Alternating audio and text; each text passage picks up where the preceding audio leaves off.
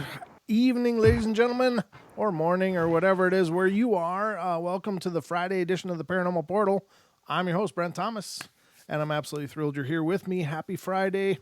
Your work week is over. You can relax, you can unwind, kick back, and thanks for spending it with me here. Those of you that are here, I really appreciate it. It's always awesome. And a special thanks to the Freaky Friday crew. Thanks for laying the track. I'm going to try to sweep it up as best I can. It's a tough crowd to follow. That's all I'm saying. But I hope you guys are doing wonderful, and thanks for joining me. This is the Paranormal Portal. I am Brent Thomas, and if you want to call in, the phone lines are always open on the Paranormal Portal. If you have an idea, a thought, an experience, an encounter that you've had that you'd like to share or talk about, please feel free to call in at 720-923-0500. Again, 720-923-0500 is the number to call. We have a different number than the normal TFR call-in number, but I hope you guys will use it. That always makes these solo nights go so much better when you guys participate and share what you've been through, what you've seen, or what's on your mind. But great to see all you guys coming into the YouTube page. Great to see you, and all you guys that are still in the TFR page. Thank you guys so much for being here. It means the world. I got Lucky's in there, and TFR. Ken is in there. TFR Wookie's in there. All one. Psycho Dave 321. Lawrence is in there. Enlightened Dawn. Bill 13's in there. Shih Tzu Boogaloo T2. Shih Tzu Boogaloo, like the dog Shih Tzu, not profanity. And guest 762721 and Sphinx One Links is in there. And Musical Human just came in. Or no, Mystical Human. Welcome, everybody, and thanks for coming into the show. That's those of you over in TFR. Let's have a look at YouTube and see if we can figure out who's here there, because their list always sucks and makes me dig. But so far, I see Angela and Chris are both in here under one account, which is nice. Hi, Angela and Chris. Good to see you guys. Black Tree is in here. That's Julia. She watched the fireworks with the Portal family yesterday. That was really cool. Deb is in there. Minnie Musings, Matthew Learned, Randall Electric, Renee Harvey, and the spaces between, which is Paisley. She's in here as well, and that's the names that I see. If I didn't get you, then Cannabis Resolution's in there. That's Naysay. Good to see you. Bigfoot Michigan Rob. Pammy, good to see you. I'm just looking on the list here to see what I might have missed, which, God bless it, I almost dropped my phone. What did I miss here? Something just came in. Oh. All right. That was not what I was wanting to see, but all right. It has to do with the podcast. Some other issue is going on with that, but otherwise we're doing good. So I think I got everybody, but thanks guys for being here. Now tonight, I want to talk to you about a few things, and this is one of the phenomena, first and foremost, that I get the biggest charge out of. I find it absolutely compelling and interesting, really freaky. It's one of those phenomena that pops up every once in a while. It's a really kind of an unusual one, but it does happen, apparently. It does. People have experienced this. And what I'm talking about, ladies and gentlemen, is the phenomena where people are receiving phone calls from their dead loved ones. It's an incredibly profound kind of phenomena, and I've never experienced it, so I can't say for sure. But I've learned a long time ago that in the paranormal, you have to have an open mind, because basically all the rules are out the window. Like, we don't normally see things move of their own accord. We don't normally hear disembodied voices. We don't normally get cold spots for no apparent reason, and the list goes on and on and on and on. We don't normally see, 10-foot hairy beings in the forests. We don't normally see winged, 50-foot wingspan creatures flying in the air. So that, when you think about, well, I don't believe in that, it's like, well, if you believe in any of the paranormal, you kind of got to keep an open mind to all of it, because, why are some things okay but others aren't? I mean, once you get into this, you realize there really is no rules. It's all on the board. It's all possible. Hey, Duck Sauce, good to see you.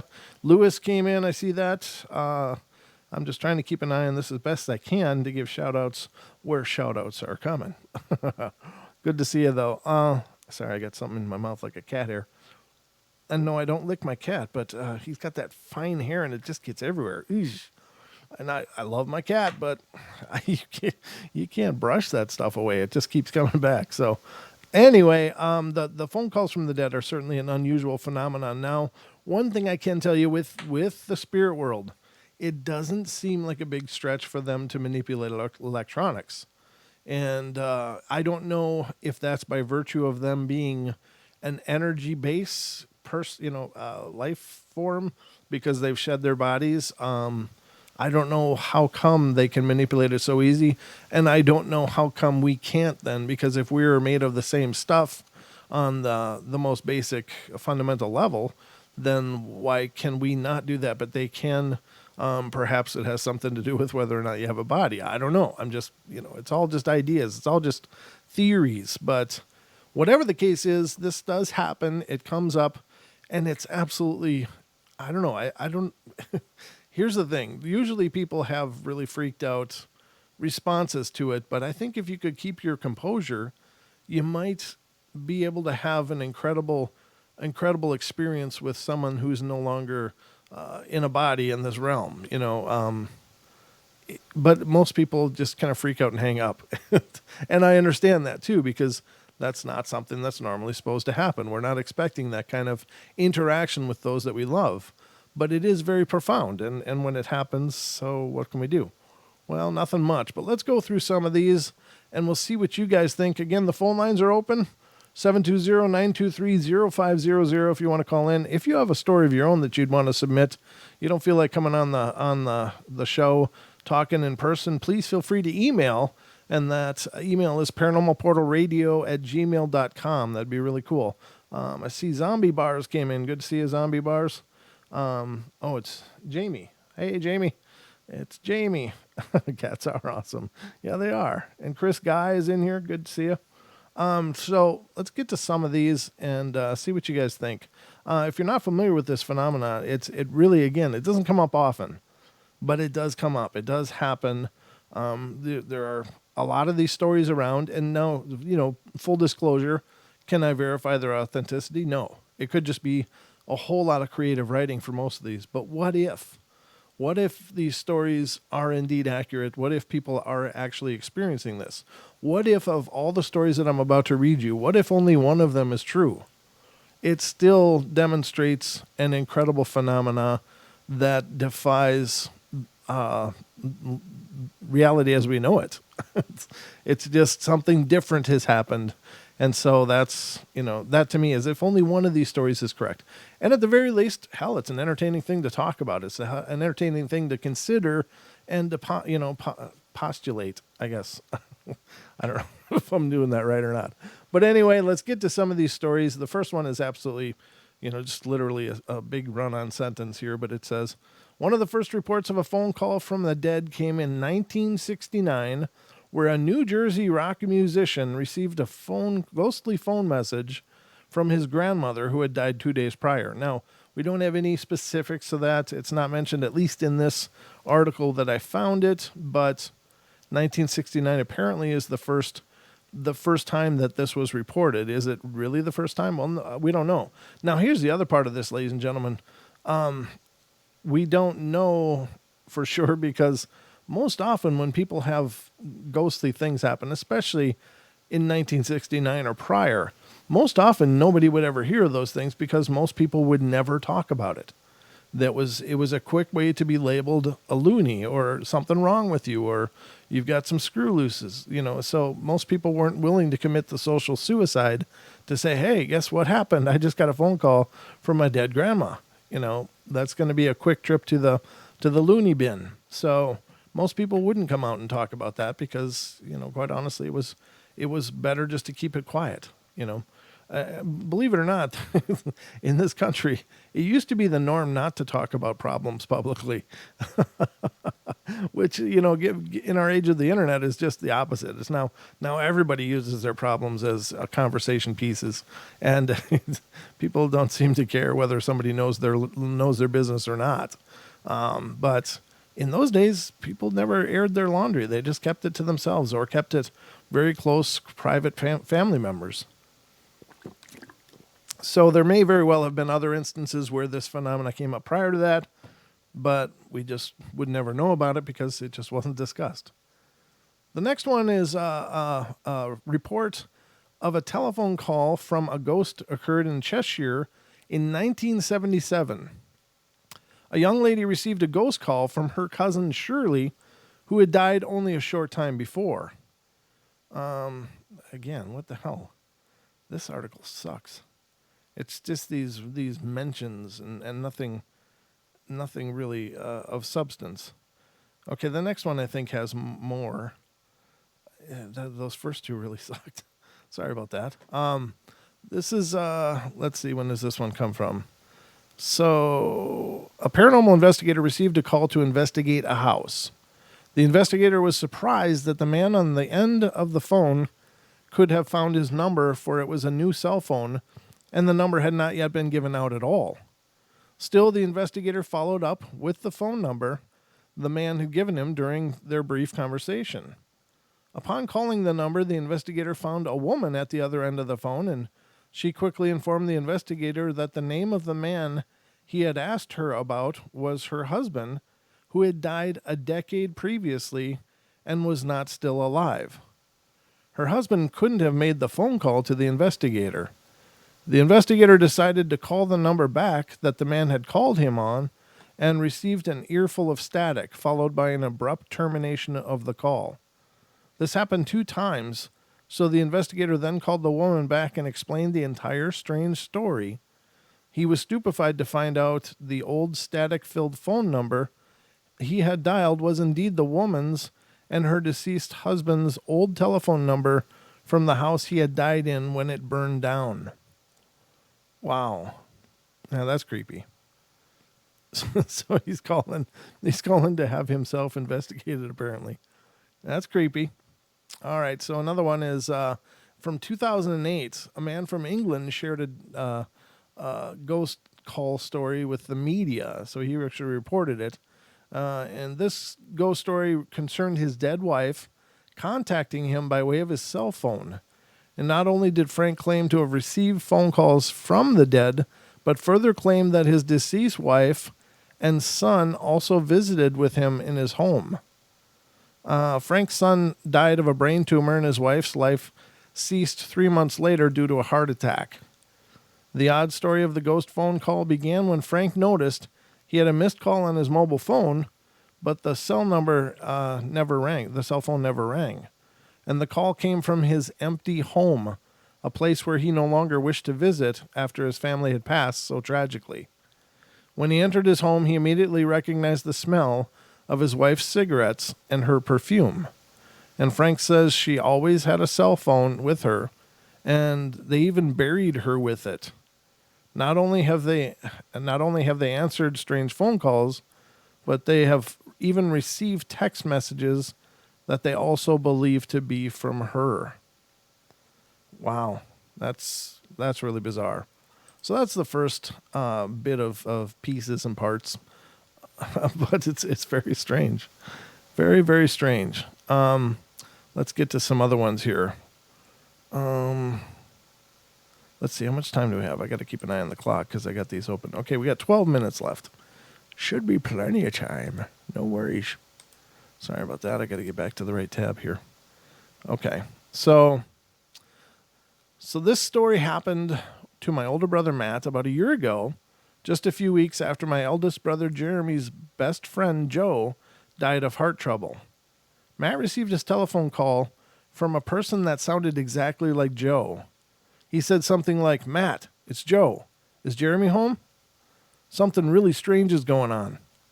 Well, Matt freaked out and could hardly answer. "No, he's not, sorry."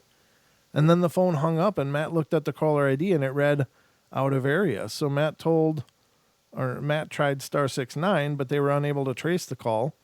We never got another telephone call from Joe. It still scares Matt to think about it. Yeah, that is creepy. You gotta wonder, I mean, how does that work? I don't know. The mechanics of it are just so far beyond comprehension, but that is strange. So the next one is my husband lost his grandfather a long time ago, but just recently he has been experiencing something really weird. He's seen his grandfather's name on our caller ID, so we thought someone was calling from his grandfather's house. That was the first time, and no one was even home. Just today, for the second time, he was at work and clearly, along with his coworkers, heard the phone ring. He answered it on the first ring, but only heard a dial tone. And when he looked at the phone's directory, which has no caller ID but lists who he has called, he saw grandfather's name again. What could this mean, and how could this be happening? Very strange. Another one, money is useless. One of my clients related the story to me a few years ago. At the time, she worked for the Department of Social Services, and one of the services she offered was checked for emergency expenses. And she had issued a check for $100 to one of her clients for utilities and was about to close the file when her phone rang. And on the line was the woman to whom the check was issued. And the woman sounded vague and distracted, but clearly said, "I won't be needing that $100 after all." My client made a note of it and went on with her other work. And that evening at home, she was reading the newspaper when she saw the obituary of the woman she had talked to on the phone. And she had died a day before the phone call. Well, that was nice of her to tidy that up, take care of that so they didn't cut the check that was never going to get cashed. Wow. Creepy stuff. Very creepy stuff. All right, let me get back out of there. Okay. Another one. Let me see. Where are we at for the time? I got to be cognizant of this. We still got 9 minutes left. Lots of time. Oops. There we go. 3 years ago, my mom passed away, and we were very close, and I miss her every day. Last Christmas evening, I went to bed and woke up to the phone ringing. I answered it, and the phone was a very familiar voice. It said to me, "Hello there." It was my mom's voice. The line had a static noise, and the sound cut in and out, and I said, "This can't be you, Mom. You're dead." And she said, "Oh, come on now." She sounded a bit agitated, and then we were cut off. My 16-year-old daughter was sleeping in the next room and also heard the phone ring that night, and I know it was my mother's voice. She has a Norwegian accent, and it was her. Yeah, that's actually, it is creepy, but it is kind of beautiful though too, I mean, usually you think, God, you need a psychic to communicate with the dead. Maybe you just need a phone. Maybe they just got to learn to make more of these calls because apparently it works. All right, the next one, this is about 3 nights ago. My husband got a phone call at 1:57 a.m. I remember it was a very stormy night, and he answered, and the phone was giving him a little bleeps, but nobody would say anything. And then the phone went dead. I was asleep by the phone, but I never heard it ring, and I always heard the phone ring. Only he heard it, and he called the number back on the caller ID, and it said this number is not in service. The number is still on our caller ID. The same night at 4 a.m., his mother, who lives about an hour away, also got a phone call. Her son, who was asleep in the house, also never heard the phone ring, and she heard the same bleeps, and it was the same caller ID. She called it back, and it was a not-in-service number. At about 5 a.m., his mother was lying in her bed, and she saw a man standing at the foot of her bed looking at her. And she said he was tall and thin, had dark eyes and dark clothes, and stared at her for a minute, and then he darted across the room and disappeared. We were very freaked out about this and can't figure out why this happened. All on the same night, and nothing like this happened before. Why did I not hear the phone ring, and my husband did, when the phone was right next to our bed? My husband lost his brother about 6 months ago, a tragic death. Well, it might have been him. Might have been him. Let's see where we're at. Again, check the vault. We got 6 minutes. Lots of time. I just found out that one of my phone calls the other day was a dead lady, and I was at my mom's house, and I was calling a friend who lived nearby, and she was at her cousin's house. So I looked up the number on the phone book, and it was the only Owens in the phone book, so I knew it was my friend's cousin's number. I called it, and it didn't even ring, but an old lady answered, and she said, Hello? I asked. Is Amelia there? Amelia is my friend Jessica's cousin. And the old lady said, No, dear, Amelia isn't here, sweetie. I should be expecting her any minute now. That's my old lady voice. I hope it's working. So I thought nothing of it and hung up, and I thought they left for a bit. I knew Amelia lived with her mom at her grandparents' house, and what I didn't know is what I found out when I talked to Jessica. I told Jessica about it, and she said, Amelia's grandmother is dead. And we were there all day long. We were sitting right by the phone, and it never rang all day. Who answered the phone? I was staying at a cottage in North Wales in 1997, and the cottage was owned by my best friend's grandfather and was in a fairly isolated location, but still on tracks which led to the main road, and it was very basic, but it had electricity and a boiler for hot water, although no central heating. And it was a three double bedroom property with no outhouses. And there were 6 of us staying in this cottage and one Easter weekend, and we spent much of the time lazing around and visiting local sites of interest. And we decided one Saturday morning to go out to the local market, calling off for a pub lunch on the way back. And while sitting in the pub eating our meal, other friends of ours who were staying in a nearby town entered the pub and sat at our table, saying they were glad that we were still here and that they hadn't missed us. When asked how on earth they knew we were there, they said they had phoned the cottage where we were staying, and the lady who answered the phone told them. Well, there was no one else at the cottage staying there. There was no cleaner or any other person tied to the cottage. I spent the remainder of our time there sleeping in the hall with the hall lights on and have never returned. Well, it's that's a nice thing, though. It's nice that she shared accurate information. I don't know what I would do. In a situation like that, what would you do? I don't know. Very strange. I've never been a believer in ghosts, but after what happened to me, I can't help but reconsider my position on this. I am a telephone sales representative, and at the time of this occurrence, I was marketing a phone service, and here's what happened to me at work. On Thursday, April 26, I made a sales call to Pennsylvania, and it started just like any other sales call. Yeah, I need to speak to Mr. or Mrs. B, and the woman identified her as Mrs. B herself, rather.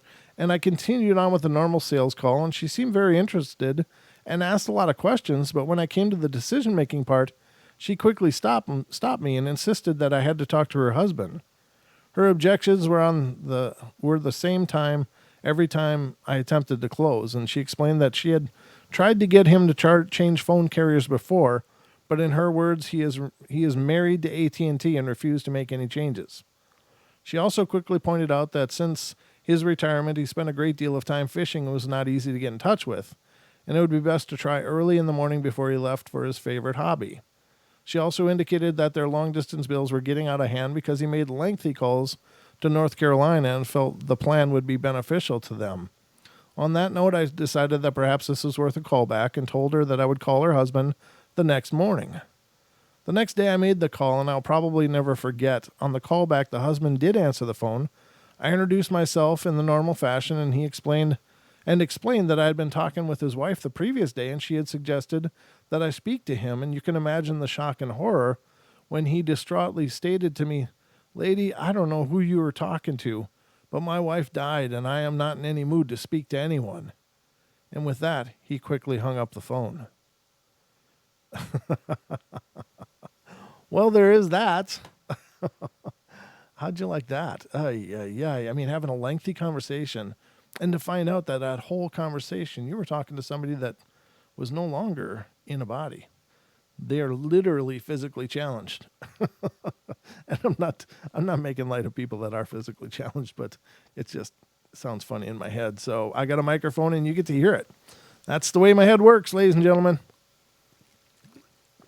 But these stories are pretty bizarre. Very intense, though. Very, very intense. And if you think about the nature of these things, are these people hanging out all the time? So are all of those stories true? Again, I can't say. I don't know. I don't know if any of them are true. But again, if even one of those is true, if one of those stories is true, that's still speaking pretty profoundly about a potential and a possibility. And now, could they all just be fabrications? They could be. I have no way to vet this. I have no way to investigate them in any measure at all. But the paranormal portal is just a discussion. It's a discussion about phenomena. And if there's an allegation that a phenomena exists, we'll discuss it. I can't prove that there is, and I can't prove that there isn't. But I think it's still pretty darn interesting. So, ladies and gentlemen, we're going to take our first break, so don't go away. We'll be right back with more of the Paranormal Portal in just a couple minutes. Don't go away.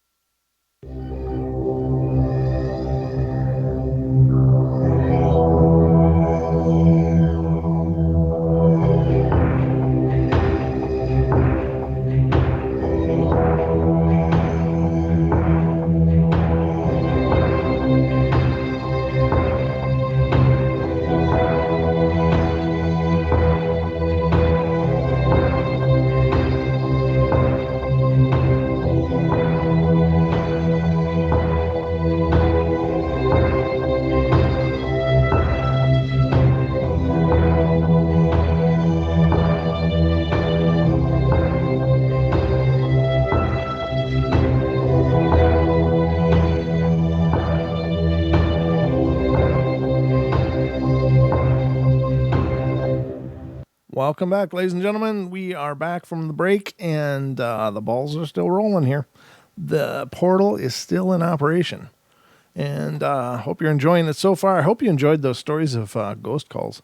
I think those are so cool. I really do. I think they're phenomenal. There's a few more, but I'm not sure if they're. Let's see. Oh no, this one's different. So I got another article about this. I understand that I supposedly had a phone call, but I allegedly missed that. But let me see.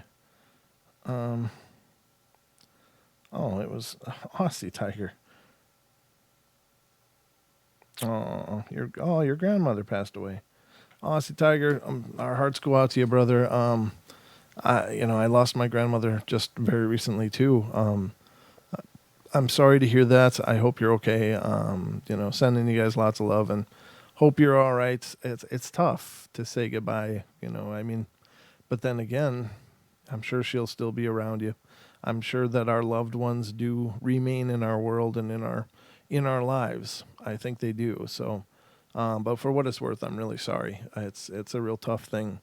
For me, when my grandmother passed, she was 97 years old. So, you think of what has she seen in her life. And quite honestly, I didn't know my life without her. I mean, she just always had been there throughout my life. And so now, of course, we got to face that. And all of those matriarchs and patriarchs of our lives are, for at least in my life, are all passing on. They're, the baton has been passed, I guess, in a manner of speaking. And now we become the patriarchs and the matriarchs, and I don't know. I don't know whether we'll do a good job at it or not. I don't know if I'm doing a good job at it or not, but I'm doing the best I know how to, and I guess that the love that those matriarchs and patriarchs of my life gave me has helped to form the person that I am, and I hope that I make them proud throughout the course of my life, and I'm sure that you're maybe asking those same questions. But yeah, I'm so sorry for what it's worth. That's really double tough to say goodbye. But just remember, this is all illusions. This world is just an illusion. I really believe that. I think that when our time comes, we probably just wake up as if from a dream, and become aware of everything finally. We don't have the blinders on, and we're finally free. And so I think that it's probably an incredibly beautiful experience for most. I can't say for all, because of course we've all heard these stories of people that were stuck for some reason, and that can be probably terrifying. But I think that it's the one journey we're all going to make. So I guess we all got to come to terms with that sooner or later. But my heart goes out to you. I hope you're okay. My love to you and your family, and let me know. So continuing on, ladies and gentlemen, we are just going through the night. We were talking about ghost phone calls before the break, and I have one more section of reports about that, and one of which is allegedly a famous person. Well, not allegedly. I know the name is famous. I know you're gonna recognize it, but let's get to this one. In September 12th, 2008, when a Metrolink commuter train passed through the Chatworth district of Los Angeles, it collided with a freight train. Now, we've covered this story before, but it's okay. I don't mind repeating this because it really is a profound story. One of its passengers, Charles E. Peck, died on impact at 4:22 p.m. that day, and 25 others also perished in the crash. However, Peck's story did not end there. For 11 hours, up until the point when rescue teams recovered his body, Peck's cell phone dialed out to a number of his family members: his fiancée, his stepmother, his brother, his sister, his son. All they heard when they answered was static, and returning the calls only led to his voicemail. The calls were, however, able to lead searchers to the location of his body some 12 hours later, at which point they determined he had died on impact. An hour before they found him, the phone call stopped. Although, strangely enough, they never did locate his cell phone. Wow, that is really bizarre. Really, really bizarre. Another ghostly phone call occurred And this is one I think we covered a long time ago, but it's still a very interesting one. Another ghostly phone call occurred on September 20th of 1988 involving the prolific author Dean Koontz. And as Catherine Ramsland of Psychology Today shared in 2013, Koontz had been in his office that day when he received an unexpected phone call. When he answered, a female voice that sounded far away spoke to him, but it only spoke 3 words. Please be careful. Koontz asked who it was, but received no answer, and instead the voice simply repeated its cryptic warning 3 times before fading to silence. Koontz sat dumbfounded, listening intently to the now silent phone, and wondered who could that have been. His number was unlisted, after all, and the voice sounded strangely like his mother's, but she had been dead for almost 2 years. Perhaps his story wouldn't be worth mentioning here if not for what happened 2 days later. Let's see. Okay, what the hell? It doesn't really say what happened 2 days later, but I'll tell you what happened as I recall. So what had happened was he got this cryptic message and went to visit his father, who was institutionalized. And this message was still going through his head, please be careful, please be careful. And so he was being on edge, and suddenly his father charged at him with a knife and was trying to kill him. But he thanked, or he attributed it to hearing this warning phone call that he was able to respond quickly and stay out of trouble. And the orderlies, wrestled his father down and got the knife away. And of course he was fine. But he talks about that message being the thing that he thinks was the foreboding of that event. So very strange. There is a link here. Let me see what it says. If I click it, I might be missing a detail here. Blah blah blah. It was such a strange call, says Dean. I don't claim it was a ghost, and I don't know what to believe. It was certainly odd. People report these kind of events all the time, and it's always struck me as interesting that everyone seems to have had an experience or two of the uncanny.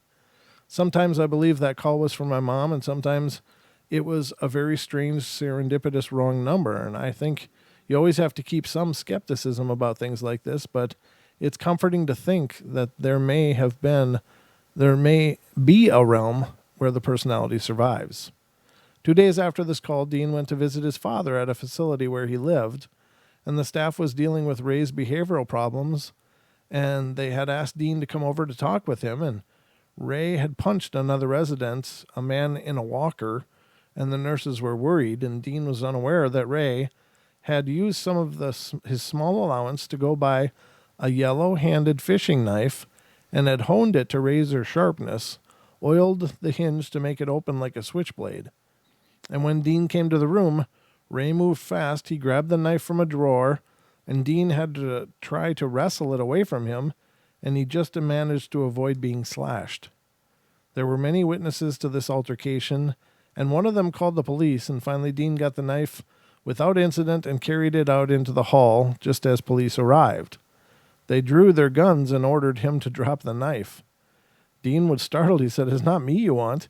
It's him in there." He pointed to his father's room. "Drop the knife," they repeated, still training their weapons on him, and Dean froze.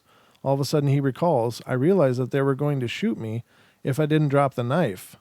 And they thought I was the perpetrator, so I dropped it and obeyed them, and that was one of the worst moments of my life. My own stupidity almost got me killed." Koontz would later include this scene in his 1993 novel, Mr. Murder, when Marty Stillwater, the protagonist, has a similar encounter, though under different circumstances, with the police. Eventually, the police realized that Ray was the dangerous party. They took him to a psychiatric ward where he could be kept for observation. But Dean thought again about the mysterious phone call. That it had made him more vigilant, and as a result, had possibly saved his life. He never again received such a phone call, although in another novel he did provide a separate phone line for ghosts. Well, there you have it. That's the full narrative of that story, but still very cool. All right, so another one is, I'm just making sure to check the phone line. You may you may be wondering, with all these phone calls, especially with the existence of voicemail, surely some recordings are available. Good thinking. And while you can't trust everything you see or hear on the internet, there's always something. And April 12th, 2011, for example, they got a video, but I can't show that. But the phone rang. Let me read what it says, at least. We're not going to listen to it. But from the video's description, we're told that the uploader's grandfather had passed away on December 23rd, 2010, only a few months prior to the video's upload date. The phone rang once, and the uploader immediately received a voicemail notification, and this is what I got, she wrote. White noise and a clear whisper, Grandpa. Is this a real voicemail from the dead? Could be. Let's see. In 2008, the Register reported the bizarre tale of a Lancashire man who claimed to be haunted by text messages from his deceased wife. Let me pull this one up, and we'll look at that. It says a Lancashire man has a, I think I'm pronouncing that right, Lancashire? I think so. Has a chilling reputation for poltergeist activity, claims he's being haunted by text messages from his dead wife, the Blackpool Gazette reports. Frank Jones, 59, was obliged 12 years ago to have his home in Windsor Avenue, Thornton, exorcised after a malevolent spirit dubbed The Thing, which had already driven one terrified family from the house, turned its attentions on him and his wife and kids. In 1971, previous residents, the Ross family, told the Gazette how the Thing had pulled at their bed covers while they were asleep, and that they sensed a vile smell and felt something breathing in their ears. Ground. This thing's saying ground. The ghost box. I'm not hearing it, though. I don't know why. Jones moved in 20 years ago, solidly skeptical about the legendary presence, but soon changed his mind. He recounted, I just thought they were imagining it, but there was a lot of banging and an earthy smell in the house. Then one night I was lying in bed and a mist came across the room. I wanted to shout out at it, but I couldn't get my words out. My face seemed to be paralyzed. It all got too much for me when that happened. And Jones's daughter Maureen confirmed that the Thing had turned on taps and ransacked the house. She said, "You think people are exaggerating until you experience it." I was home alone one evening and suddenly heard these footsteps coming up the stairs, and they went into my dad's bedroom, and then I heard all the cupboards banging open and sounding like burglars. Cue an exorcist from Fleetwood Spiritualist Church who cleansed the property of the spirit, trapped between two worlds. Peace then reigned in the Windsor Avenue until 5 years ago when Jones suffered a double tragedy, the death of his son Stephen, 32, from a brain tumor, and wife Sadie, 69. 3 months later from a heart attack. Jones explained, just after Sadie died, I came home and felt like I didn't want to go into the house. I got a missed call on my mobile, but it didn't ring. I think this is one we kind of covered, but this is a more in-depth version. The call was from my own home number, but there was nobody in the house, and that's when I went inside. There was a smell like cigarettes, which Sadie used to smoke, and the smell of her perfume. Jones says his family has since received strange SMS messages or text messages, which they believe to be from Sadie, he concluded. She always had a mobile phone with her. We buried her with her phone, and there have been messages with words Sadie would say, but there's no number. Yeah, that's the more in-depth version of a story we read earlier, so very cool. Very, very cool. All right, so that's going to wrap it up for the ghostly phone calls. Now I want to get into some cryptid stuff. I hope you guys are ready for that. I think we all love a good cryptid story. I'm just taking a look at the chats here to see what I've been missing while I'm doing all this reading. Hey, Drone, good to see you. And Enlightened Dawn, good to see you as well. Psycho Dave, 321. Ken's over there. And Ken's, I think he's in the YouTube as well. So, Cha-Cha. Did Cha-Cha come in? Oh, no. Oh, no. I love it when you're here. Don't get me wrong, but that name kills me. That just destroys me. All right, so let's get to some cryptid stuff because that's just a hell of a lot of fun. Unless I accidentally closed it. No, here it is. All right, so this is, I don't know if this article is going to be good or not. I saw it and I thought, well, that'll be fun to talk about. So it's true stories of monsters and cryptids, and it's coming from liveabout.com, not the most cryptozoological reputable site that I know of, but we'll see. It's also I don't know if it's going to be humorous or not, but let's see. There's one called the cornfield creature. I don't know. It looks like a scarecrow to me, but we'll see. We'll see what's going on with the cornfield creature in just a sec. I used to work at a cheese factory at the edge of a cornfield in southwestern Minnesota. There was a series of days in the summer of 04 or 05 where it was so hot that the milk being delivered to us in trucks would evaporate before we got it.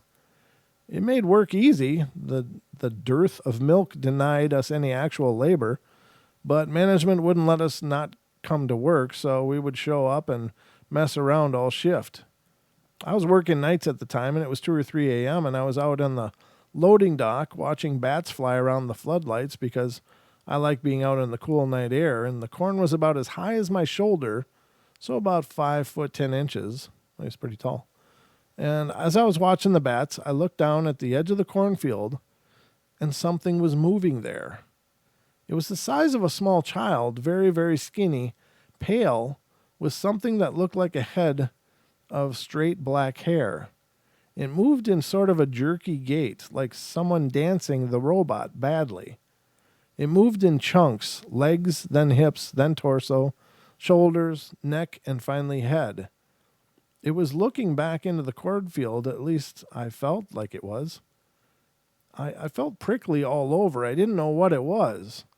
And I thought it was a heron or something at first, but it looked too much like a person. It didn't move like a person, though. Gradually, step by step, it moved towards me. Letting my curiosity better my fear, I moved towards the edge of the dock, which was raised a few feet off the ground, and when I got to a few feet of the edge, the thing looked at me, and I was paralyzed. I could have run, but I was stuck, somewhere between terrified and intrigued.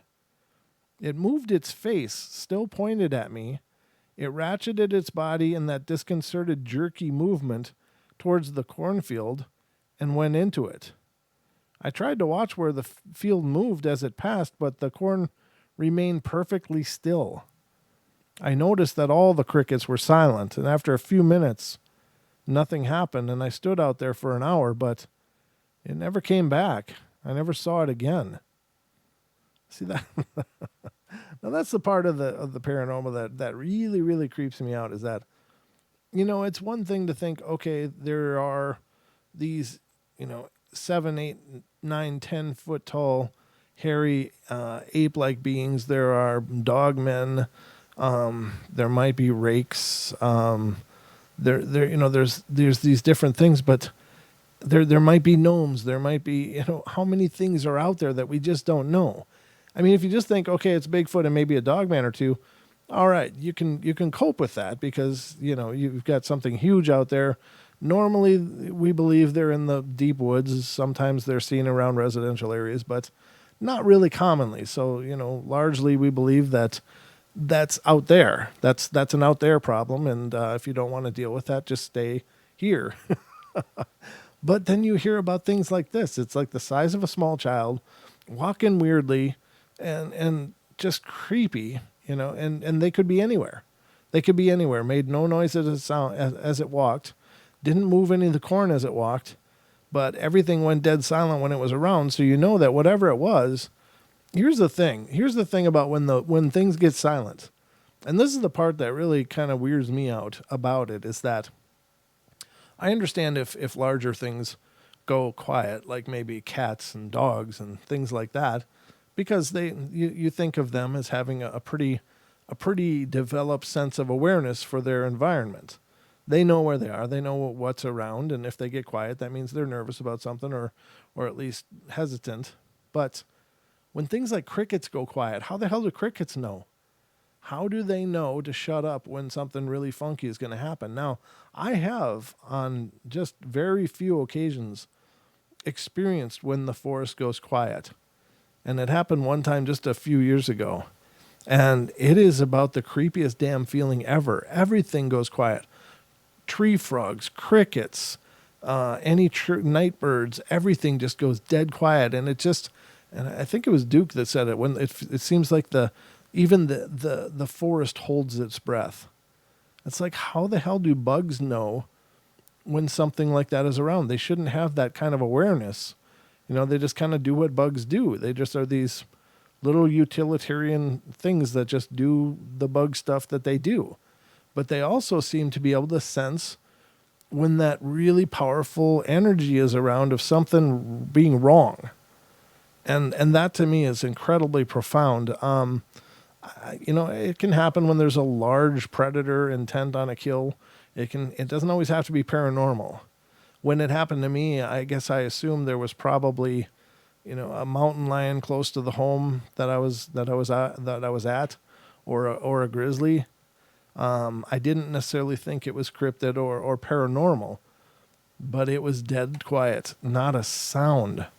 I couldn't hear any crunching of anything moving around, but everything was silent, and it was that way for about 10 minutes. And then slowly the crickets started to chirp a little bit, and then they chirped more often, and then the tree frogs would start, and then all of the night noises came back. And that's when I felt like, and even the dog, the problem was I was called out to a friend's house because their German Shepherd was going nuts. The husband was out of town, and the wife called me and said, "Can you come out here? Something's wrong." And the dog was just going nuts, and it was a German Shepherd, and it was just not stopping barking. Had never done this before. It would bark from time to time, but this time it was frantic. And it was nervous, and it was really bothered. So I got in my car and drove about 20 minutes, and it was still happening. I pulled up. The dog is still barking like crazy, but I was familiar with the dog and called it. And he quit barking, but his hackles were just all up. It was like he had a mohawk down his back. I mean, he was just all about business and not happy. But I think he was happy I showed up because he wasn't alone out there. But everything else was dead quiet, and you could hear the sound of walking on the gravel was just magnified 100-fold because there was no other competing noise. It was just so silent. And I stayed, and I just grabbed a big stick and was standing out there going, well, what am I going to do? This might be on the top 10 of my stupid ideas, but here I am. And so I stood outside of the house for about a good 10 minutes, and then finally the noises came back, and then it was just like, I felt like I could breathe. It felt like a pressure just came off. So whatever it was, decided maybe it wasn't worth the hassle or whatever. Maybe it was going to go after the dog. Maybe the dog was the prey. Well, a mountain lion would have no trouble taking down a dog, or a bear, or wouldn't have any trouble taking down a dog. Pretty easy prey, but it did pass and it was fine. But when that happens, it's so creepy. And I don't understand how even the bugs know, because these are bugs. These are, they'll bounce off a window for 45 minutes thinking they can somehow fly through it. Well, how the hell do they know when something is really, really going on around them? They can't find a door, but they can sit there and bounce off a window forever. But somehow they know to shut up when things get really heavy. Likes. Julia says likes. Give it likes on the YouTube. We love likes. So that's a really cool story. I don't know even know what to quantify that as, and that's not a cryptid that I've ever heard described before. It doesn't mean that it doesn't exist if I haven't heard about it, but I don't know what it is. Could it be a pukwudgie or something? Maybe, if it's the size of a small child. Could be a little person. I don't know. Or a proto-pygmy of some kind. But I don't know. Very, very... And if it is a pukwudgie, that's a whole different kind of problem, because they are bastards. They're little bastards. They will, as I understand it, and according to First Nations lore, they will go out of their way to mess with people, including killing and doing all kinds of stuff. There can be nasty little things. So I don't know, but very wild. Ooh. So I think that's just a really cool story. Again, I can't vouch for its authenticity, but if it's out there, we'll discuss it. Let me look at the clock here and see what we're doing for time. We are just about at the hour break, ladies and gentlemen. The hour is almost up. So we're going to take the hour break, and we will be back. Okay, good. I thought Dee thought I was ignoring her. I will be back with more of these stories of weird cryptids being encountered, and then we'll get into even more weirdness. Perhaps some ghostly tales from nurses. So don't go away, everybody. We'll be right back.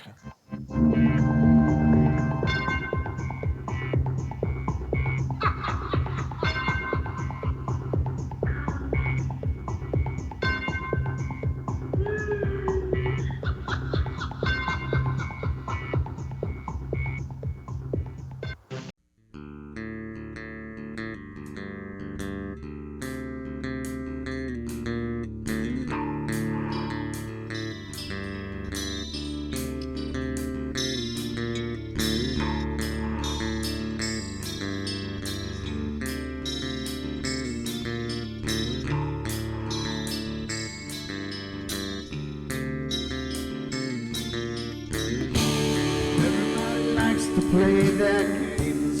Everybody loves to place their bets.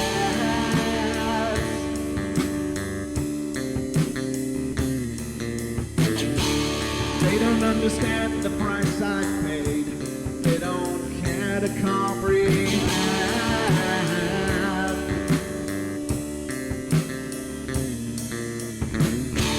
Trace their lines upon my body, dripping scars across my heart.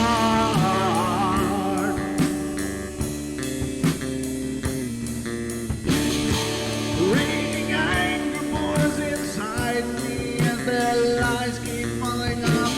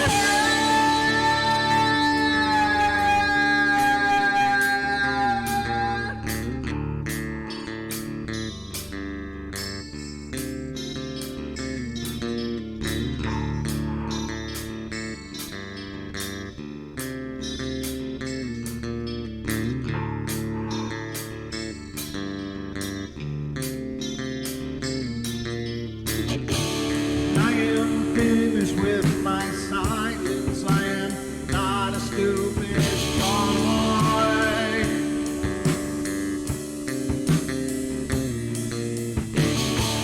No more breaking me with kindness, just you dance upon my joy.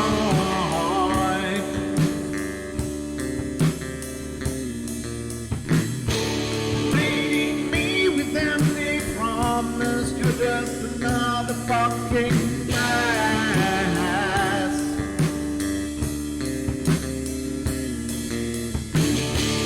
Taking off the slice of my sanity, just make sure that you're well fed.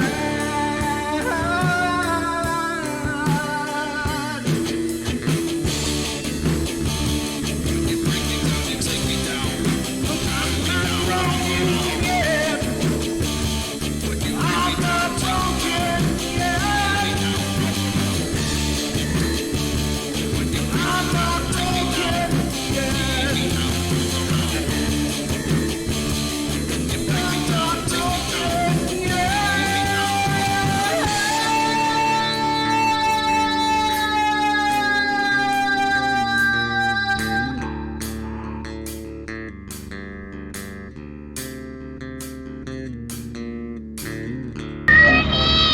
I can't see you, Mommy. Where are you? I've never sensed anything like it.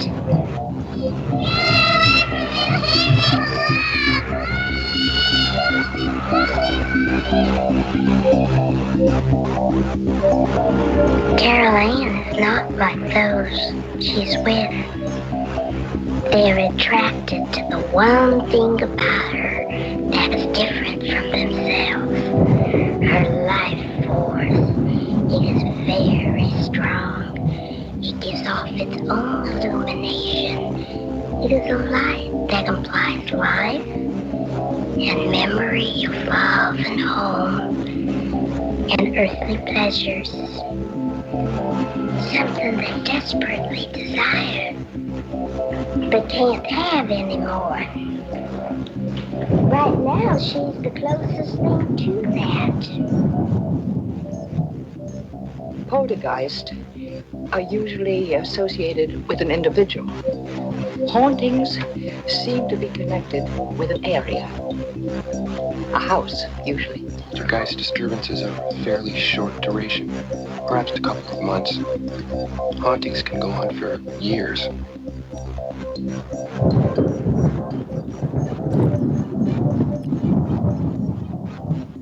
Ladies and gentlemen, welcome back. Second hour.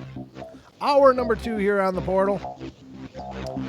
If you've got something creepy that you'd like to talk about, some experience, some idea, some thought about the paranormal, then by all means call in and talk to me. It's 720-923-0500. That is the number to call into the Paranormal Portal. And I'd love to hear from you if you want to share or talk or whatever the case is. Then I'm thrilled to be here with you and to share your thoughts. Excuse me. Little water coming back at me. But we are just talking about some weird cryptid stories, ladies and gentlemen, and they are really weird cryptids. I don't know. That first one is really bizarre. Let's see what the next one is. Again, there's something else I wanted to say. Quickly, I just want to say thank you to all of you who have been checking out the podcast. The podcast has been growing and growing and growing. What? Oh, your phone died. Okay. Well, just do the orange text, Julia, on my name, and I hope I'll see it. I'll try to keep looking at it. I'll try to tune my peripheral vision to it as much as I can. I need a third monitor, though. I got 2 of them, and then I got a laptop over here, but I need a third one, like right here. That would be easier because I could just glance. But anyway, that's my problem. All right, so the next one. Thanks for checking out the podcast. It's been going great, really growing fantastically. Actually, tomorrow we're going to be putting together a bonus podcast, and I'm not going to let the cat out of the bag just yet. But if you're a part of our podcasting, if you're subscribed to the podcast, stay tuned because tomorrow you'll see an extra one, maybe tomorrow or maybe Sunday. We're going to record it tomorrow, but Sunday or maybe late tomorrow or Sunday, it may be released. And, of course, Don will be joining me here in the studio tomorrow night for our normal Saturday run through the Paranormal Portal, which is always a lot of fun. It's always good when Don's here. We have a lot of fun talking and sharing thoughts and ideas. But, we got a call. Let's just see who's going to call us. All right, this area code 530, you're on the air. Hey, what's up, Brent? How you doing? Good. How are you? Good. I've been waiting for a show for you to be on this topic, but I wanted to talk about a UFO sighting if I could. Fantastic. Please go ahead. Okay, so I had learned this energy healing called reconnective healing, and I found out later, listening to some other interviews and stuff, that if you learn this, that you are bound to have a UFO sighting. So I kind of put that together afterwards. But I was out one night, and me and my wife were headed to the store, and it was in the middle of the night. It was like around 2 or 3 or so, and we pulled onto the street, and I looked ahead, and I saw this really bright, light. It looked like a star, but it was way too big. Okay. And it had a kind of bluish, it was all white, but like it had a blue kind of outer rim, like on the outer rim of it was bluish. Okay. And so I had like pointed out to my wife, and I said that's a UFO because I started seeing it moving weird. And then as soon as I said that, she kind of freaked out and was like, you're researching all this stuff. Like that's why they're coming after us and stuff. Um, but it started to move, and all these weird directions, and then it went like downward, and it had curved back up like a backwards letter C, Uh-huh. and so I knew it's got to be something that's out of this world. But I don't think there's any natural phenomenon that does that. So No. um, we were driving still, and some trees were in the way, so we couldn't see it for a little bit. Okay. And by the time we had cleared the trees, it was gone. Oh. And so yeah, I had talked to Jim about it, Jim Mount, and yeah, he said it was I think the Watchers. He said he believed it to be, and I told him how it had the blue outer rim, Right. outer rim, and yeah, and that's supposed to be like friendly mode, I guess. Oh, good. Now, what shape? Yeah. He said, What shape would you go say it ahead. was in? Was it just Which what? what shape? Was it a sphere or was it a saucer? Or Oh, it was pretty much a circle, but it Okay. kind of looked like kind of more like oval, like up and down, like Okay. vertical kind of, but it was mainly circular. Okay. Yeah, and it was just like a bright light. I didn't see any metallic or saucer shape or like any type of metal. It was just light. Wow. So I couldn't tell if it was just glowing really bright or what.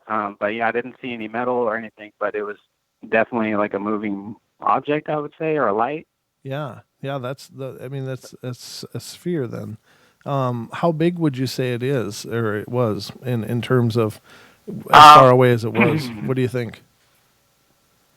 It looked about like maybe a couple 100 miles away, or just 100 or so. But it looked like if I was looking out and had my hand stretched out, it would be smaller than my like fingernail, like about the size of Okay. maybe like let's see, an eraser, like on a pencil or something. Wow. Well, that's really cool, though. So It was yeah, it was it was big. it was doing maneuvers that didn't seem likely to be a terrestrial aircraft. It did kind of remind me of like how you'll see some UFOs and they're kind of sporadic in their movements, like but it seemed like kind of controlled too, like because when we first saw it, it was really still. It looked like a star, but it was way too big, so I knew it wasn't. But yeah, it was pretty still at first and wasn't moving, and then after I felt like like it knew we were watching it, that's when it started to kind of move. So That's intense. yeah, I don't know why. Yeah, Jim says that he thinks that they were there because they could sense that there's like a energy, like something with that energy healing that I learned. Like Right. I think they wanted to monitor maybe or something. No, that's cool. But Now, yeah. So, but what is this go ahead. energy healing? Is that like a Reiki, or how's it different from Reiki? From what I hear, it's kind of the same. I heard like Reiki, when they're using Reiki, that people get like a warm feeling. Okay. That the person that's being used on, and Sure. but this reconnective healing, it doesn't. It kind of feels like a magnetic pull. I don't know if it gets warm. It hasn't, from what I experienced. Okay. So I don't know if there's a difference or if it is the same thing, but from what I know, Dr. Eric Pearl is the one that kind of coined the reconnective healing. That's really cool. I went to Yeah. massage therapy school when I was younger, but it was a more esoteric version than what's taught now. It's more clinical now because of all the rules and regulations and stuff. But the version that I learned was very, very Eastern, and we dealt with polarity therapy and meridians and all of that. So, I was just curious because I had never heard this, what you're describing, but it sounds, it sounds like energy work, but very cool. I mean, that's really powerful in and of itself, even without the UFO. Yeah. It definitely is. It's actually worked for healing on me and my wife and stuff. It kind of taps in your. What he says is that it taps in your higher consciousness, and you know how like string theory and science, like we're all kind of interweaved, or like our particles kind of intermingle and stuff. Yeah. It's kind of like tapping into that with your higher consciousness, and it kind of restructures your DNA or your molecules or cells or whatever, and kind of makes them brand new. Oh, that's really cool. So Wow. that's yeah. But did you say you were learned Reiki, or what kind of Well, Eastern polarity stuff were you therapy. So, learning? like the laying out of hands, energy work in terms of, we always called it polarity therapy back then, but it's not a lot different from what Reiki, as I understand it, is, although Reiki deals with symbols as well and things like that. But it's just the idea Uh-huh. of body energy and utilizing body energy to create healing in other persons. So it's really powerful stuff, and I experienced some really powerful Yeah. things myself when I was learning it, because we had to practice on each other, and I one such example, and I think this is kind of paranormal myself, but I was laying on the table, and it was my cousin that was doing it, and she was doing what she called a body scan, and I was just, at this time I was like I was a 16-year-old kid, and so I was like, well, whatever, so I just kind of closed Hmm. my eyes and was laying there, and as I was laying there, I felt this heat move up and down my body. And I was like, what the hell's going on? So I opened my eyes and looked, and her hands were about 8 inches above me, moving up and down, but it correlated Hmm. to that heat that I felt on my body. And at that moment, I was just like, boom, Hmm. I'm a believer, because her hands Yeah. were nowhere near my physical body, that I should have felt that radiating Yeah. heat, but I could feel it clear as day. I was like, wow, this is really something.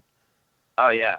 Yeah. Yeah. Have you seen that video of a Chinese guy, or I believe he's Chinese, but he Indonesian. gets a piece of paper and Yeah, he's from Indonesia, and he's using qigong. oh Yeah, okay. yeah, it's qigong, a Chinese Yeah. energy exercises. Very cool. Yeah, he Yeah. starts it on Yeah. fire and stuff. Yeah. That video. Yeah. Yeah, I've seen it, and ladies and gentlemen, if you haven't, I don't remember what it's called or how to find it, but it's usually listed under the superhuman stuff. When you look under videos for superhuman abilities, he's usually on there. But I think his name was, they called him Darius or Darian or something like that in the video, but it wasn't his real name. But he was a qigong practitioner, and he had had a healing clinic over in Indonesia, in I think he was in Jakarta, and it was really intense, really, really cool. Yeah. I looked it up not too long ago, and I just typed in like man that can uh burn paper on fire, like through I forgot super abilities, or like just Sure. energy, Yeah. like energy through his hands or something. Yeah. Yeah, that was a really cool. And granted, we weren't there and weren't able to inspect it, but according to the people that were there, he could touch people and just create these shocks. And they tried to measure it with a voltmeter, but Oh yeah. they couldn't measure it that way. So it's a different kind of energy, but just some really cool things were happening there. And quite honestly, I believe very wholeheartedly in this stuff, that an energy healing is very strong and powerful, and we can all, it's something that should be more widely practiced, and at least it is Oh yeah. a lot more than it used to be. It's more in the mainstream now than ever. But do you? How long was your training? Just out of curiosity. I actually have a talk show about the same kind of topics and stuff on like a Oh, radio channel that you're on. It's based out of Sacramento, California, and I just did a interview for my music, because I do music, and then the guy that owns it, this guy I know, he found out I know so much that he made me a co-host. So on one of our shows, we had interviewed a guy that he knew about reconnective healing, and he kind of gave the power to me, kind of in a wow. way, during the interview as a demonstration. Well, that's really cool. So What?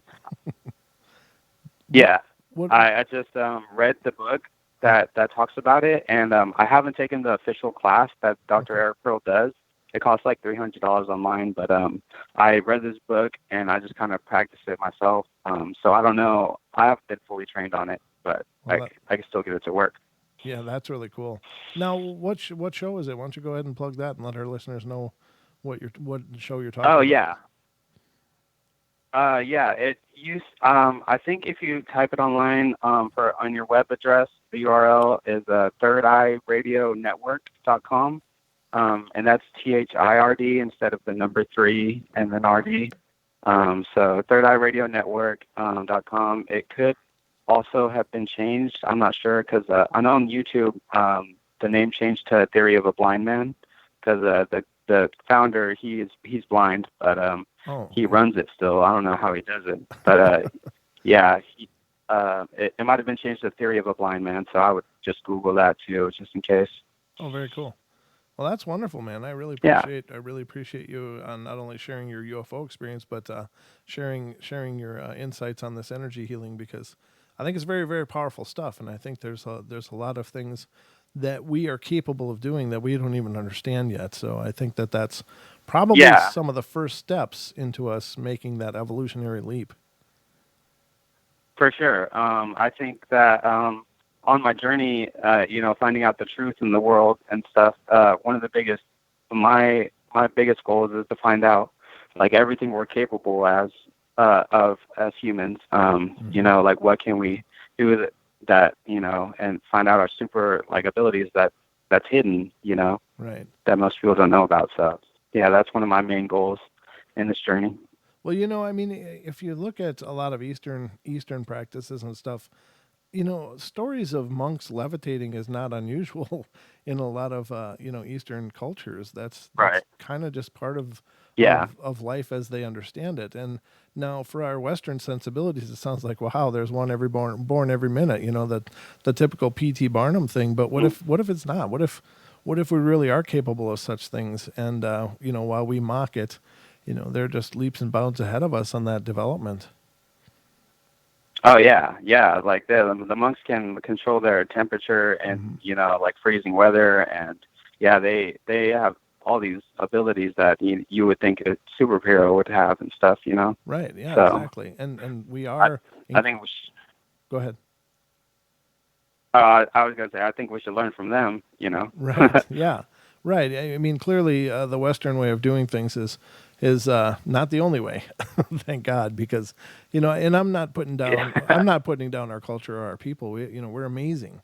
We really are, and we've done amazing things. Uh, But there's just we're only dealing with part of the puzzle, and there's so much more to yeah. this existence, and it's not just what can we fabricate within the world, but what can we fabricate within ourselves.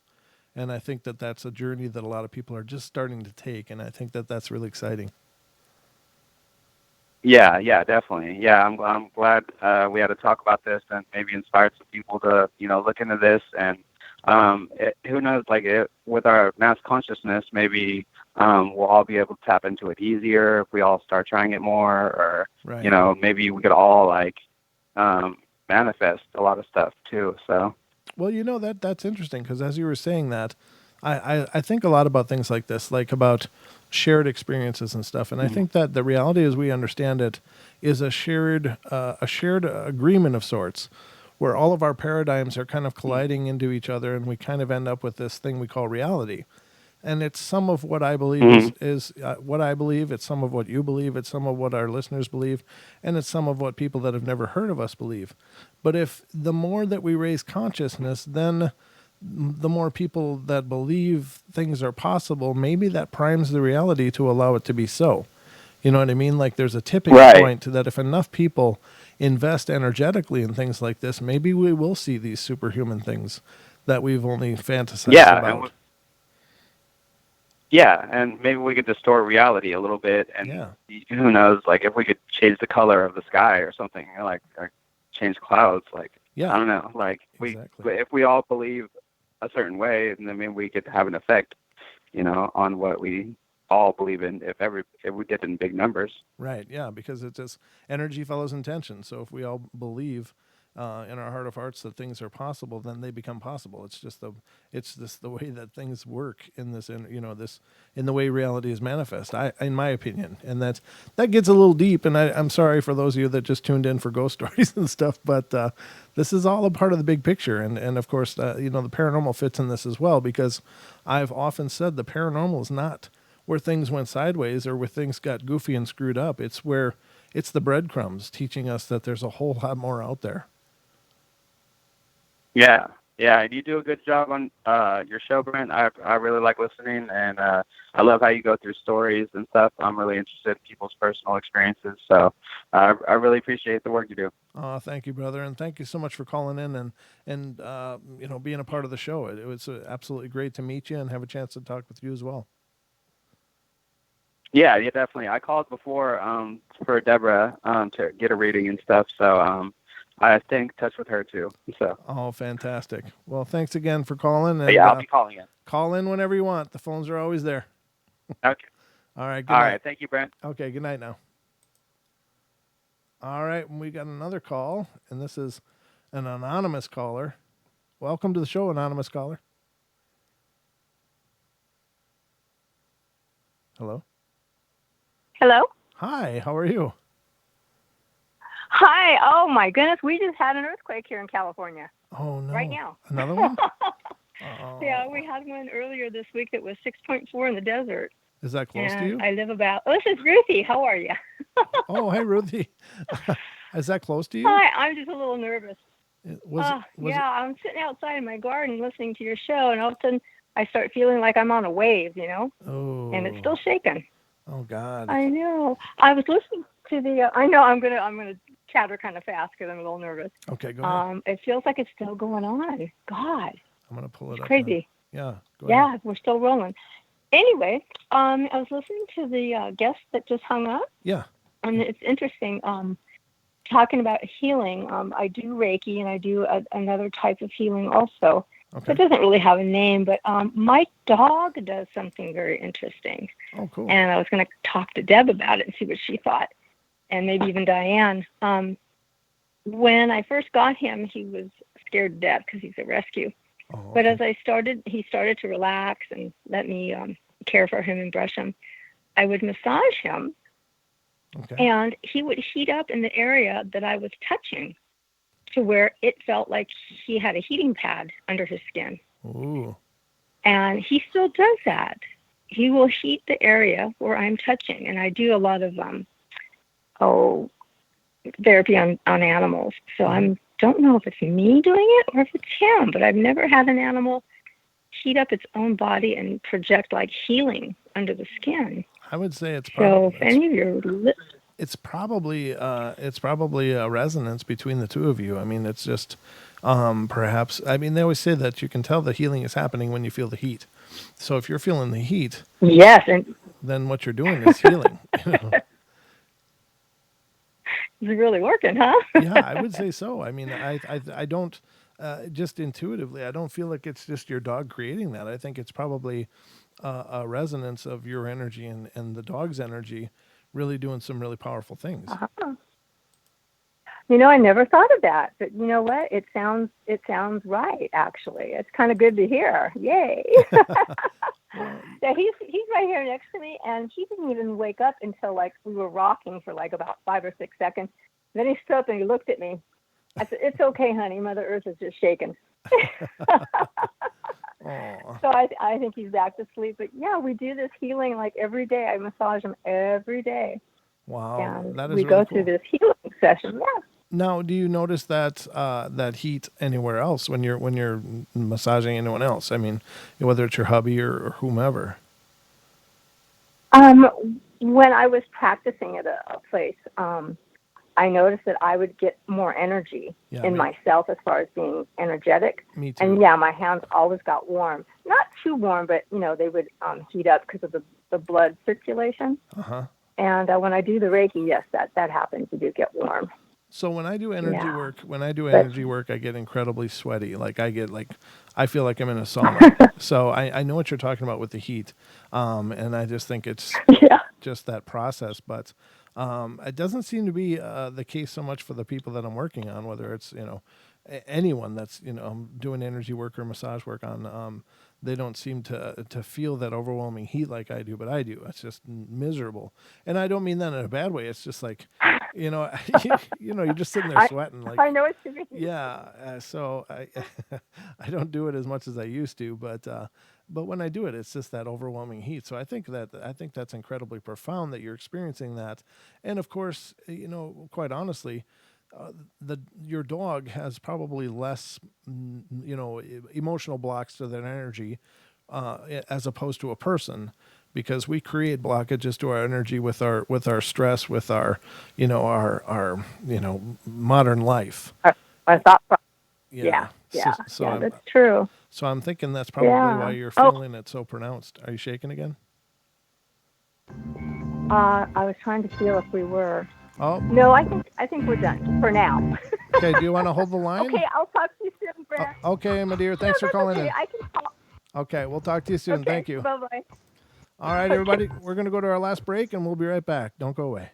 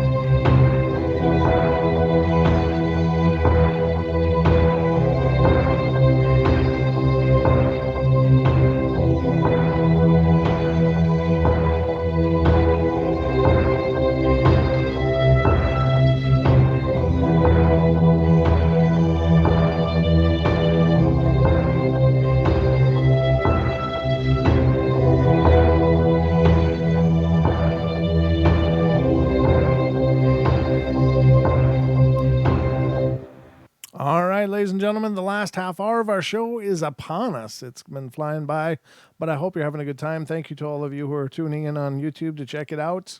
And all of you listening out there on TFR, iHeart, TuneIn, and TalkStream Live, thank you so much.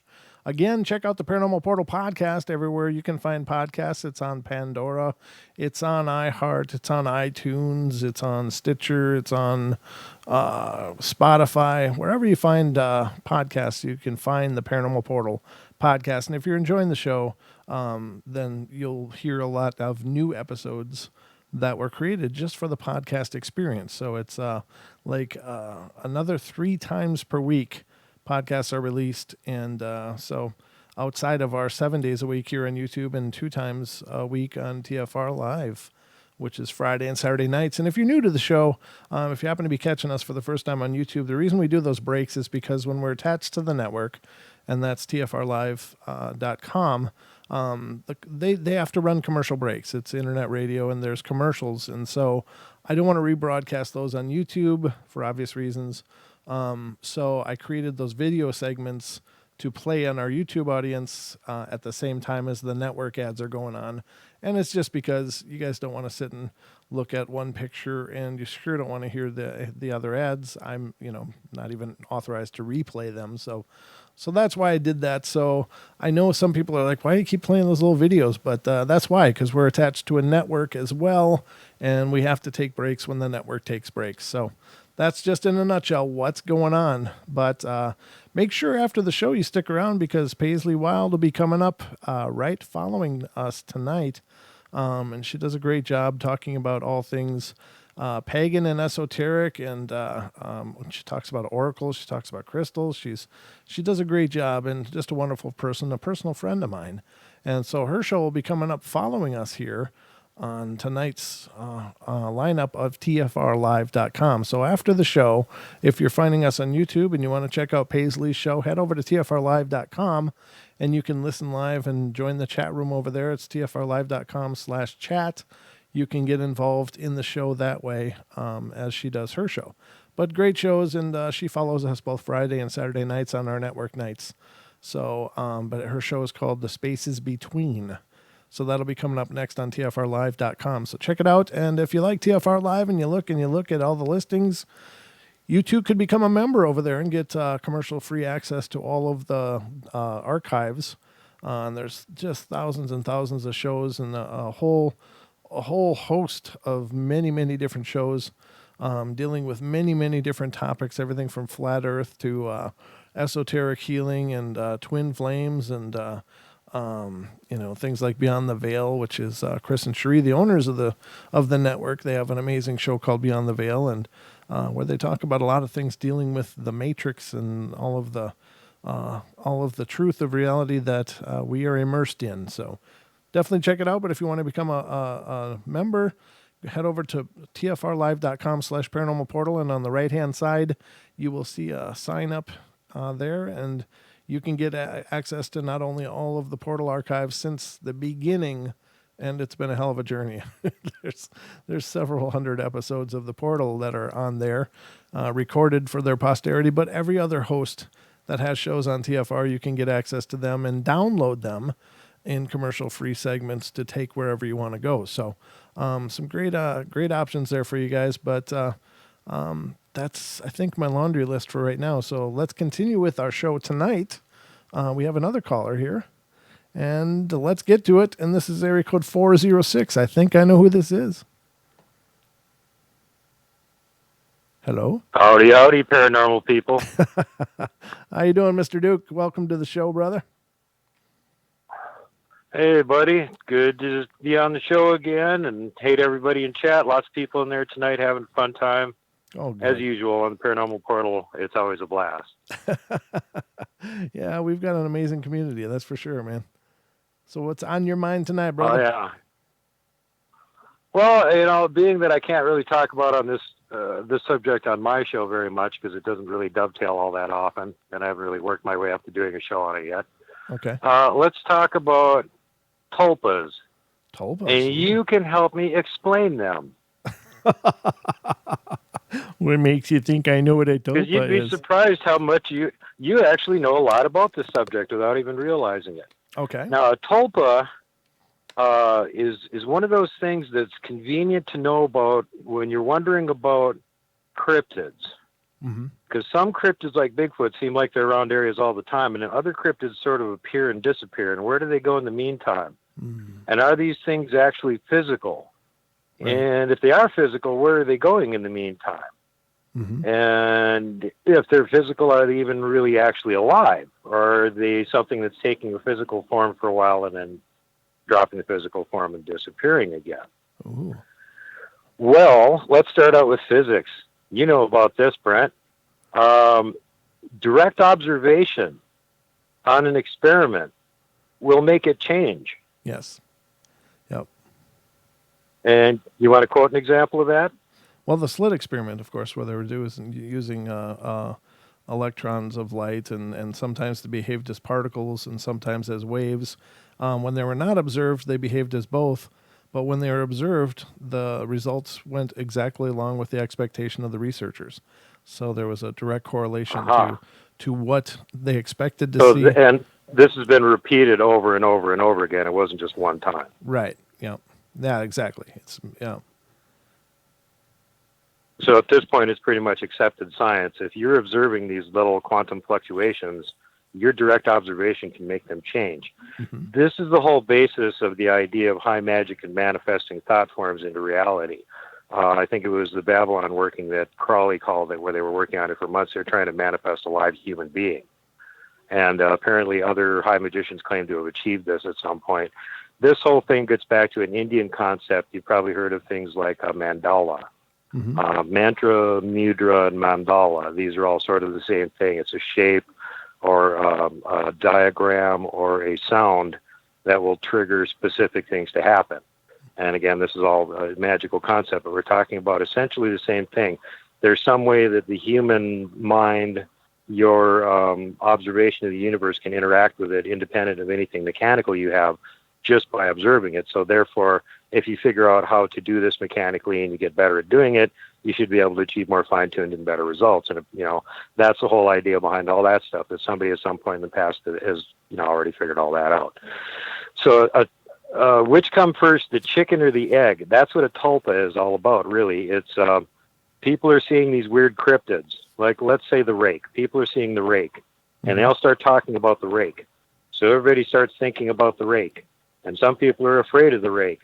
And of course, negative entities feed on fear. That makes them stronger. So a negative entity could just use this legend of a creature to assume its form and gobble up energy in the form of fear of anybody that it presents itself to and make a great living off that. But what we're talking about here is where so many people start believing something is real. They're feeding so much energy into that thought form that it becomes physically real. Right. And after a while, it doesn't need them to continue believing in it in order to continue to exist. Sure. So sometimes with cryptids, it's not so much a question of where did this thing come from or anything, because some of these things could literally be the process of enough humans think this thing is real and are believing in it, so it's starting to actually physically manifest. That's a good point. So the moral of the story is guard your thoughts. Mm-hmm. Yeah, really. That's a really brilliant point. The more that these ideas stick and are repeated and fed energy, it could be a spontaneous manifestation. That's it. And so it doesn't require a ghost or a demon changing form or anything like that. Mm-hmm. It's just enough people believe in it, so it starts to take a physical form. It starts to take on a personality all its own. It starts to gather energy from this. So there's a whole theory of tulpas and stuff. So when you guys are hearing stuff about weird cryptids that you've never heard about before, and where'd this thing come from, and da-da-da-da-da, some of it is stuff that already existed and people don't know what it is, so they give it a different name because they didn't research it. Sure. But some of this stuff could just be urban legend taking on an actual physical form because enough people are hearing about it and believing in it. Like Slender Man could be an example of that. Sure. So anyway, just something I thought I'd share with your audience because you guys are all interested in that sort of thing, and don't want to gobble up any more time, so I'll let you go. Hey, but everybody have a great night, and we'll hear from you soon. All right, brother. Well, thank you for sharing that. That's actually very brilliant. I hadn't really put all that together, but yeah, well thought out and well presented. Thank you. You're very welcome. Love you guys, and I'll be back in chat in a minute. I would love it too, man. We'll talk to you soon. And don't hug the Wookiee. And don't hug the Wookiee. Of course not. I know better. Good night. Okay, I know you know better. I'm warning everybody else now because they maybe don't know yet. But don't hug the Wookiee. All right. See ya. Okay, guys, I'll talk to you later. Okay. See you, brother. All right. And we actually have another call here, and I believe this is our good friend Naysay. Naysay, is that you? I believe so. Well, Last time I looked, it was me. As you think it, so shall it be, sir. Right. Yeah. What the gentleman was just saying. Yeah, that was... Actually, I wanted to add to that, Uh-huh. which is really interesting because if you look at quantum, it is a rehashing of atomism, which the ancient Hindi people, the original Indians of India, if you look in their ancient books of the Vedas, they talk about quantum, but it's like if you think of it metaphorically as like a bunch of BBs, and then within the BB is a smaller BB in its center, and then a smaller BB and a smaller BB. But if you look up Ken Wielder, he's also called the Angry Photographer. He has he's on his 4th edition of his book on magnetism, and I highly recommend him because it really breaks down the whole quantum and atomism. And he makes a joke about BB particles and stuff. But as your previous caller was discussing, from my experiences, that on a microcosm, when you think between your neurotransmitters and receivers, a metaphorical lightning just struck, where your neurotransmitters and receivers sends a signal, and it's basically a bolt of lightning or a bolt of electricity. So in the microcosm in our brain, as we think and move and our heart's beating and we're breathing automatically, these millions of little neurotransmitters and receivers are creating all of these little lightning flashes. So if you imagine, if we have the ability to come in alignment or a tune or a tone with each other, collectively thinking of the same thought, we can generate more and more of that electricity, that energy occurring. Mm-hmm. Because if you think of your outlet from your positive side and your negative side, there's not a million of BBs falling out of your outlet. It is when the two openings connect, and at that connection point is when the spark happens. Mm-hmm.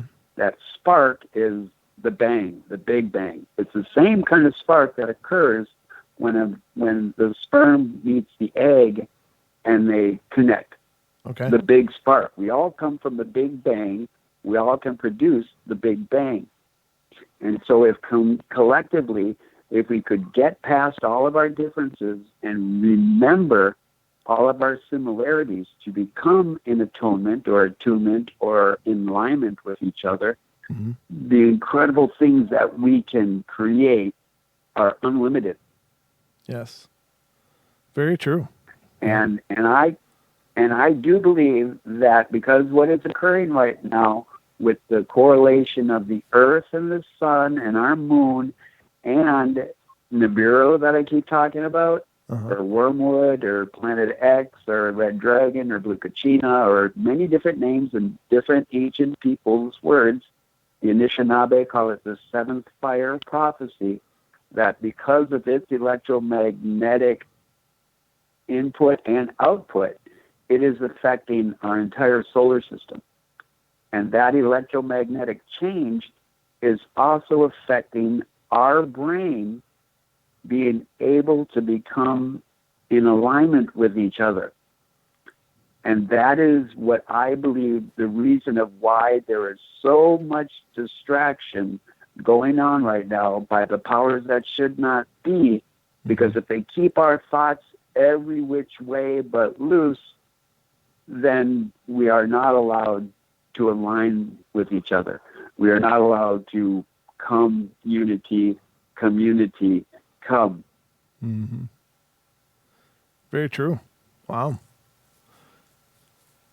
You're on it So tonight, I brother. just wanted to share.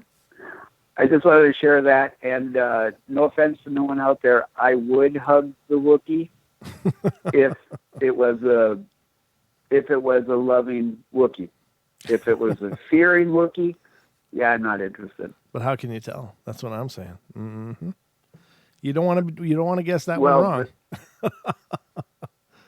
Yes, well, that there lies the challenge of any decision you make. Is it the right one or is it the left one? Yeah, exactly. Very cool. So you been good otherwise, brother? I have been as fantastic as the universe allows me to be.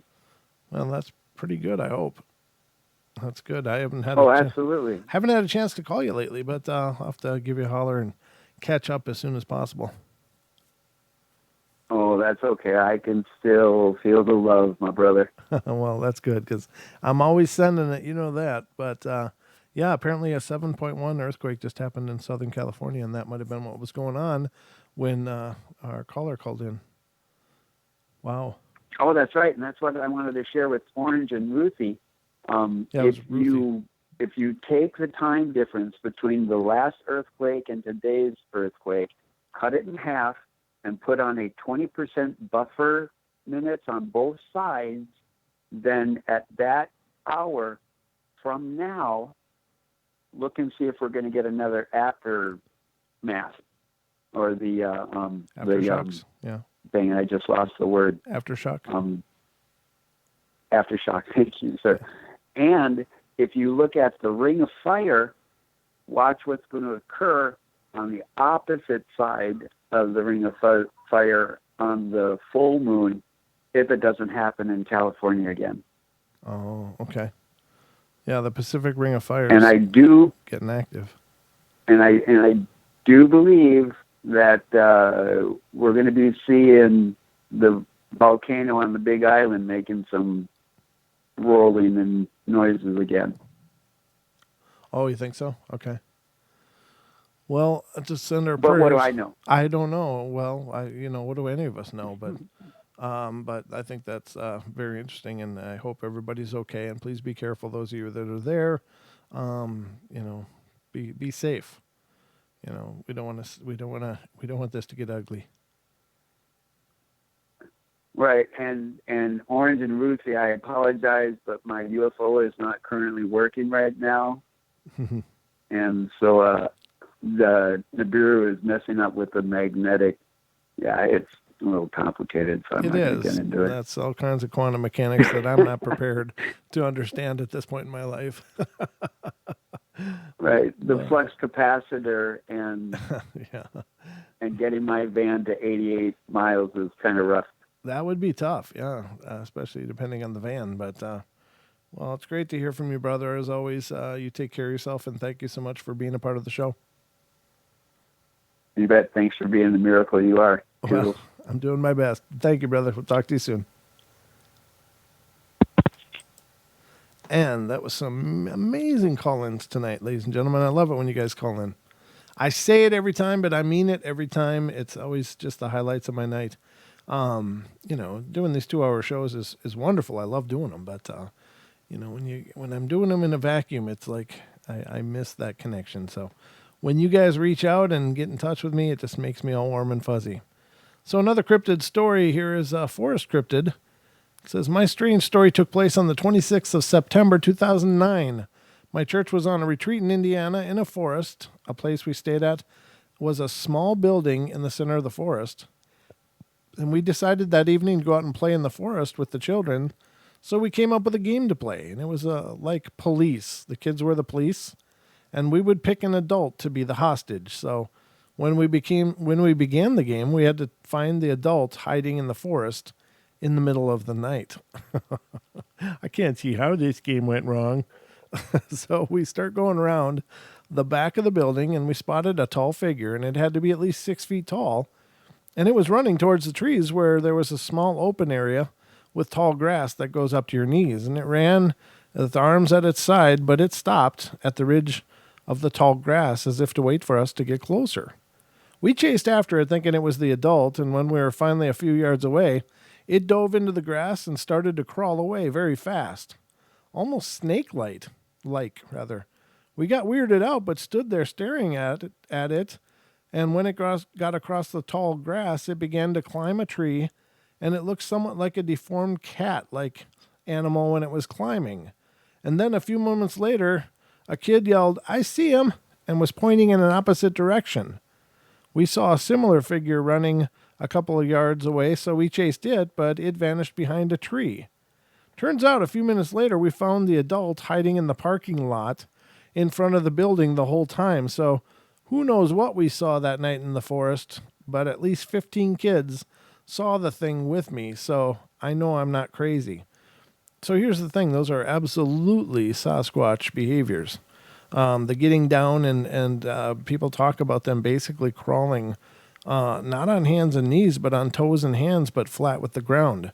Like they can hold themselves up and just basically undulate almost through the cover, and it's like impossible to see them. So, and they move very agilely that way, and they climb trees, and they're tall and big, and so I'm pretty sure that what these kids saw was a couple of Sasquatch that were probably checking them out because, they might have been the only thing going on in that whole forest that was worth watching. So they probably weren't expecting the kids to be watching the forests for, a game. So that's very interesting. But, that is absolutely Sasquatch behavior.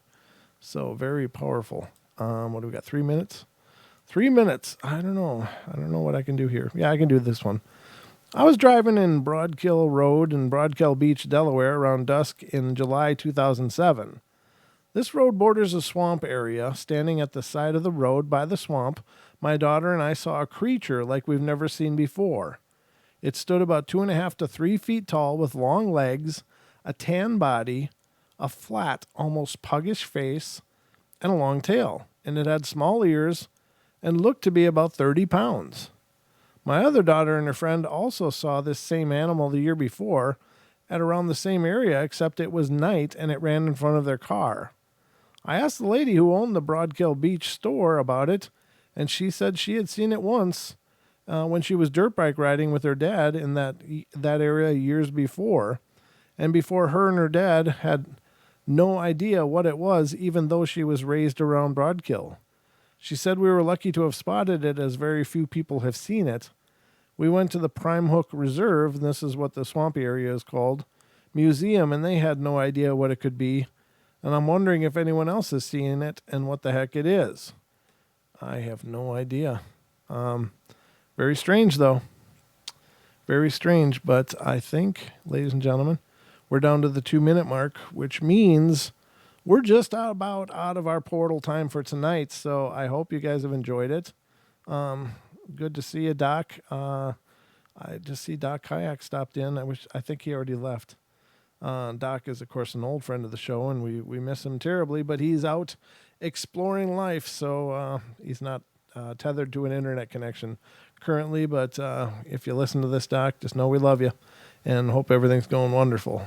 Don says hello. So anyway, ladies and gentlemen, stick around again. Remember, Paisley Wild's coming up next. Spaces Between will be starting in just a few minutes. And again, that's on tfrlive.com. So head over to tfrlive.com and check it out, or find the Truth Frequency radio channels on either iHeart Radio, TuneIn, or TalkStream Live. She'll be broadcasting in just moments. And again, her show is The Spaces Between, and she does a really nice job and a lot of fun. And she was actually co-hosting with Don here on the portal when I had to run out of town for a couple of days. So they did a great job, and she, of course, was wonderful and was able to introduce herself to all of our listeners that were here then. But that'll be coming up next on those areas. But the podcast, again, is doing wonderful. I changed my name. from Duck Sauce. So now you're Chris Bacon. Okay. Chris Bacon. Good to see you. Formerly Duck Sauce. It's not quite as interesting as Duck Sauce, but it's pretty cool. Any relation to Kevin? Sorry. All right, guys, that's about going to do it for us here tonight. Check out the podcast if you haven't. Again, we got a special podcast. It'll be a bonus episode that may be coming out tomorrow night or perhaps Sunday. I don't know exactly when we'll get it out, but it'll be coming out soon. We're going to have some amazing company on that for Don and I. So that's all I'm going to tell you, but wait for it. Check it out. It'll be worth the wait, hopefully. But we love you all. Be good, be kind, be nice. Take care of each other. Help each other out. Find the magic in every day, and remember to laugh as much as you can. And I'll be back with Don tomorrow night here for another 2-hour episode of the Paranormal Portal. Love you guys. Have a good night.